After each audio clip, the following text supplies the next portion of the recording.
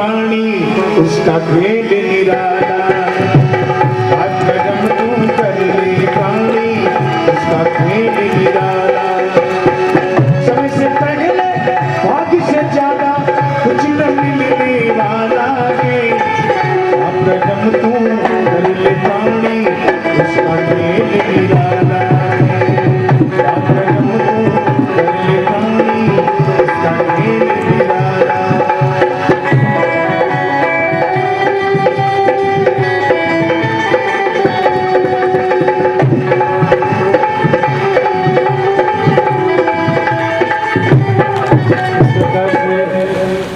सुग्रीव के पास जाते हैं। सुग्रीव ने कहा कि भाई बाली से मैं बड़ा भय, बाली को मारा। बाली ने कहा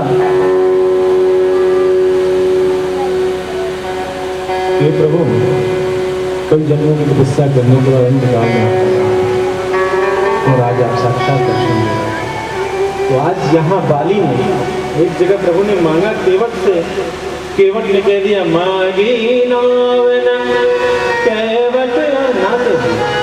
और आज यहाँ कृपा बरसा रहे बाली को। बाली ने कहा मुझे आपकी कृपा नहीं चाहिए, यह प्राण दान रूपी कृपा नहीं। प्रभु यदि कृपा देना है तो अपने चरण में समझो, और दूसरी कृपा नहीं, प्राण दान नहीं चाहिए। भगवान ने उत्तम गति की प्राप्ति कराई।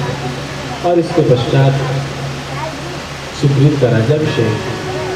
सुग्रीव कुछ दिन बाद फिर से लखन भैया के कहने पर पूरी तैयारी के साथ भगवान राम की सेवा में उपस्थित हो गए। और सुग्रीव अपनी सारी बांधी सेना को संदेश देते हैं, महीने भर के भीतर में खोज करके सीता का पता लगाओ। सीता की खोज करके कैसे भगवान राम हनुमत लाल जी महाराज को निशान से कहते देखिए सिया मिलेंगे तो संबूझ दिखाते हैं विश्वास है।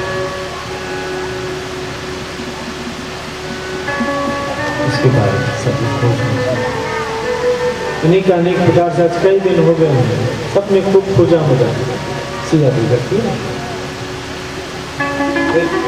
15 गुफा में प्यास के मारे जब थे, वहां देखा तो स्वयं प्रभा उसने निर्देशित किया जाओ सिया दुष्दिशा में है, मित्रों को दंड किया। वहां संपाति के पास चले गए।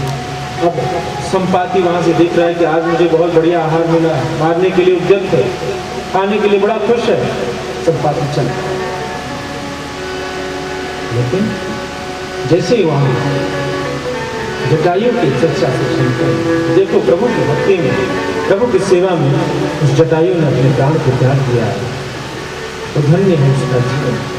जटायु का नाम सुनकर संपाति उसका भी क्या सारी कथा सुनी, सारी बात सारी। तो देखो सिया का हरण हो गया है, बहुत सही सिया की खोज हो। संपाति ने बोला तो देखो वही उस त्रिकुट पर्वत के ऊपर लंका की नगरी और उसी लंका नगरी के बीच में सिया अशोक वाटिका पहुंची। ये त्रिकुट पर्वत वही है जिस त्रिकुट पर्वत पर हम सब गज और ग्राम की कथा सुनते हैं। इसी त्रिकुट पर्वत के किनारे जो सरोवर है उसी स्थान पर गज और ग्राम की भी है, जिसमें प्रभु ने कृपा बरसाई। उसी त्रिकुट पर्वत पर लंका अधिपति रावण बैठा और उसने सिया को शुभ वाटिका से कौन जाए उस पर मंत्रणा होने लगी। अंगद ने यहां तक कह दिया कि मैं उस पार चला जाऊंगा, लेकिन लौटने वाली भी शंका। हनुमत लाल चुपचाप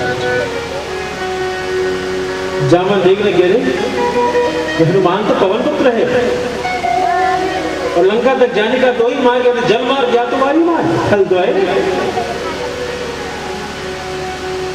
पवन पुत्र पर पवन की कृपा जरूर होगी। हनुमान उठो।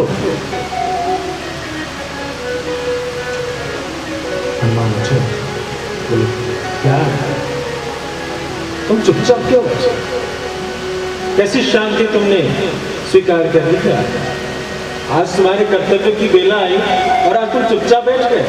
बहुत ऐसे खिलाड़ी होते हैं जो किनारे मैदान पे बैठे रहते हैं और प्रतीक्षा करते हैं कौन परम योद्धा है, कौन कितनी बातें बोल सकता है। वो तो सही हरमंद राज महाराज भीतर भीतर गुन धुन रहे हैं। जहाँ मैंने देखा खिलाड़ी तुम्हारे किनारे बैठा है वो तो अखाड़े में आई है।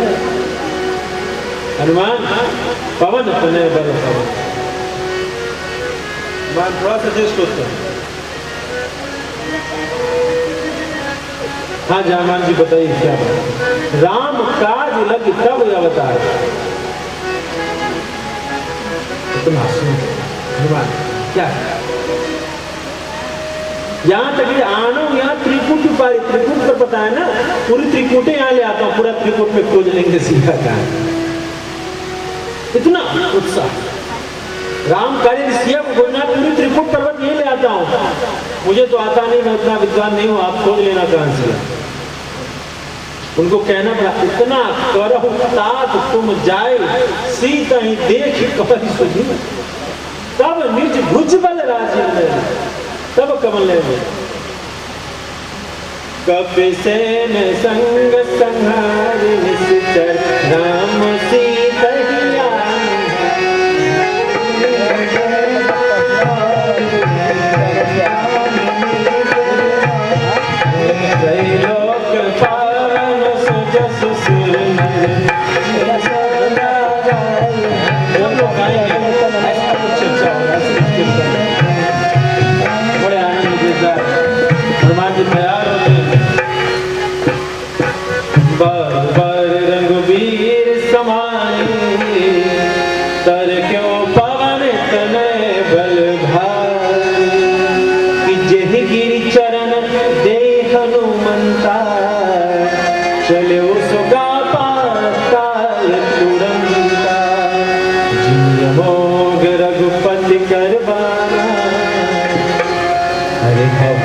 उड़ता जाए रे मेरा राम दुलारा, में उड़ता जाए रे मेरा राम दुलारा, में उड़ता जाए रे मेरा राम दुलारा, में उड़ता जाए रे मेरा राम दुलारा।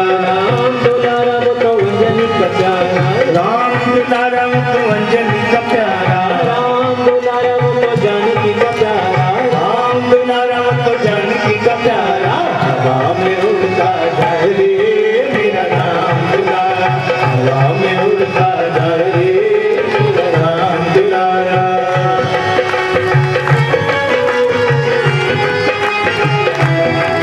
जय हो।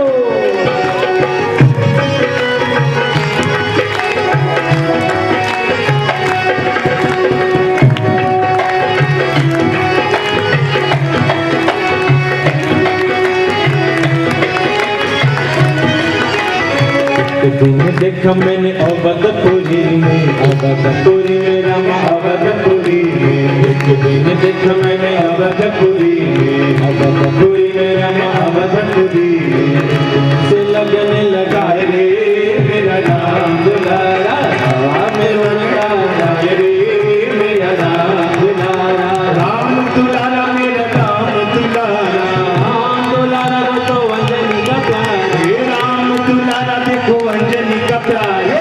हवा में उड़ता जाए रे मेरा राम दुलारा, हवा में उड़ता जाए रे मेरा राम दुलारा।